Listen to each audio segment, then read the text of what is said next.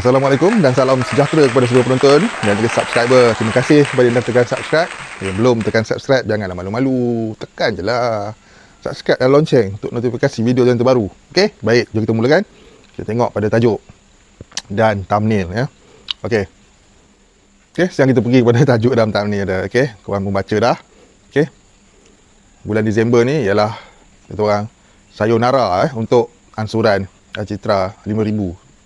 Iaitu 1,000 sebulan selama 5 bulan. Okey, sayonara ya, bulan 12 nanti. Suatu ialah pembayaran terakhir. Apa khabar penggantinya? Ya. Apa khabar penggantinya? Apa khabar penggantinya? Iaitu apakah yang terkini tentang sambungannya? Ya. Adakah one off ataupun ansuran 5K ataupun 10K? Apa khabar isu tersebut? Ya, apa khabar? Allahu Akbar. Bangku. Saya bagi tak contoh. Okey. Jom kita mulakan ya. Okey, khabar yang terkini ya. Desakan demi desakan dilakukan ya terhadap Tengku Zafrul selaku Menteri Kewangan dan juga Perdana Menteri ya. Okey, desakan supaya diadakan juga. Rakyat dah memberi isyarat ya dengan kemenangan Barisan Nasional di Pilihan Raya Negeri Melaka ya. Itu isyarat. Isyarat iaitu rakyat masih lagi menaruh harapan kepada kerajaan yang ada sekarang ni. Jadi itulah desakan demi desakan di media sosial dan di mana-mana sahaja desakan ya.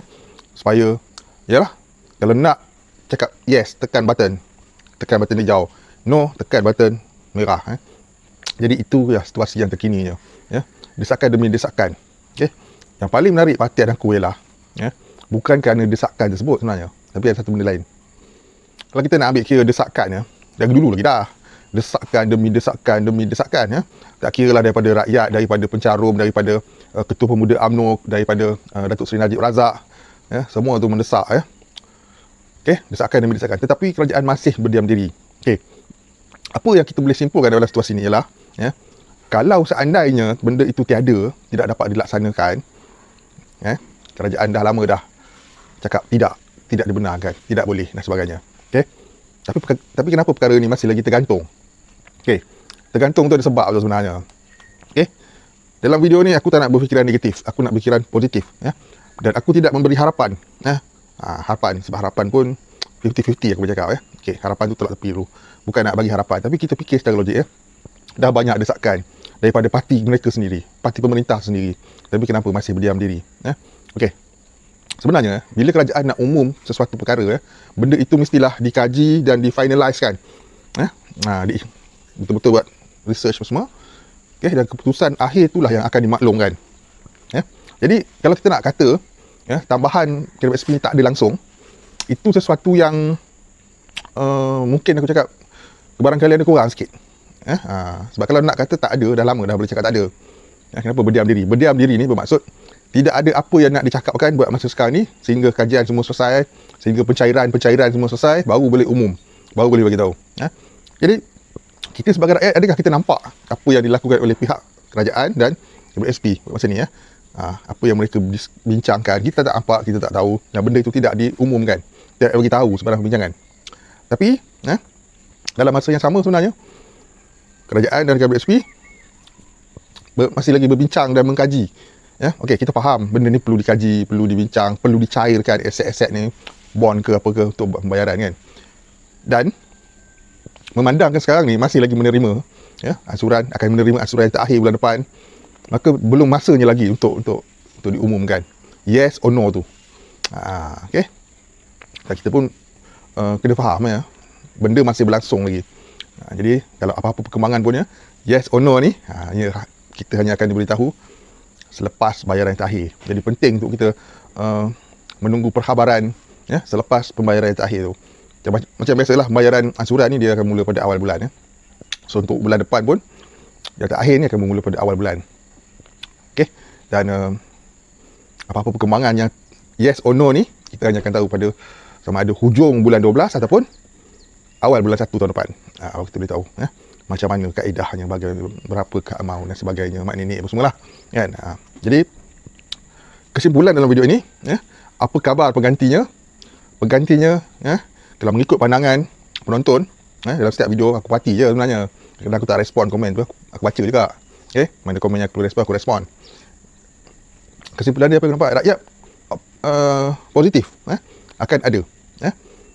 Dan kerajaan perlu mengadakannya. Sebab sekiranya yalah, tiada tambahan macam-macam perkara yang tak elok akan berlaku lah. Rakyat akan jadi, yalah, macam aku buat video sebelum ni, B40 akan jadi miskin tegar, banyak orang akan jadi blacklist, mungkin ada yang ada move list, yang berhutang dengan ceti pun akan ramai ngalung. Jadi masalah-masalah tu, masalah kewangan itu akan mengheret kepada masalah sosial.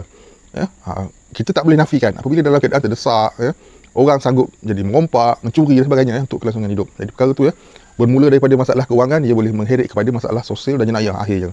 Jadi bukan kita nak kata confirm akan jadi jenayah, tapi kita kena faham sifat manusia. Apabila dalam keadaan terdesak, pernah satu kes dulu long time ago, satu masa dahulu, mencuri susu anak, susu formula. Sebab apa? Sebab tak mampu nak beli, sebab ada bayi di rumah, bayi ada anak kecil jadi mencuri susu formula. Kisah ni lama dah, kalau kau ingat. Jadi banyak kesan ni lah. Itu salah satu kesan-kesan yang kita dah pernah nampak. Orang sanggup mencuri dekat pasar raya. Jadi benda tu akan mengheret kepada masalah lain pula. Jadi tu adanya. Jadi aku dah ada majoriti penonton merasakan pengeluaran ni akan berlaku. Bukan nak bagi harapan, korang kena faham. Ini bukannya lagu menaruh harapan ke, nak bagi korang harapan ke, tapi nak kita faham secara realistik dan jelas. Sekiranya kerajaan tidak mengadakan, masalah-masalah yang lain banyak akan timbul. Masalah kewangan. Jadi untuk memulakan kehidupan pada tahun 2022 dengan bantuan yang terhad, banyak lagi golongan yang memerlukan bantuan. Jadi bantuan itu tidak mampu untuk menampung, apatah lagi kalau ianya dibayar 4 kali selama setahun. Ia akan menjadi satu belanja pakai habis 1 hari 2 hari je. Jadi rakyat yang masih mempunyai baki dalam PSP mereka memerlukan wang ni untuk memulakan sesuatu, at least. Bayar hutang ke semua, ataupun nak macam-macam lah kegunaan duit orang, kita tak tahu.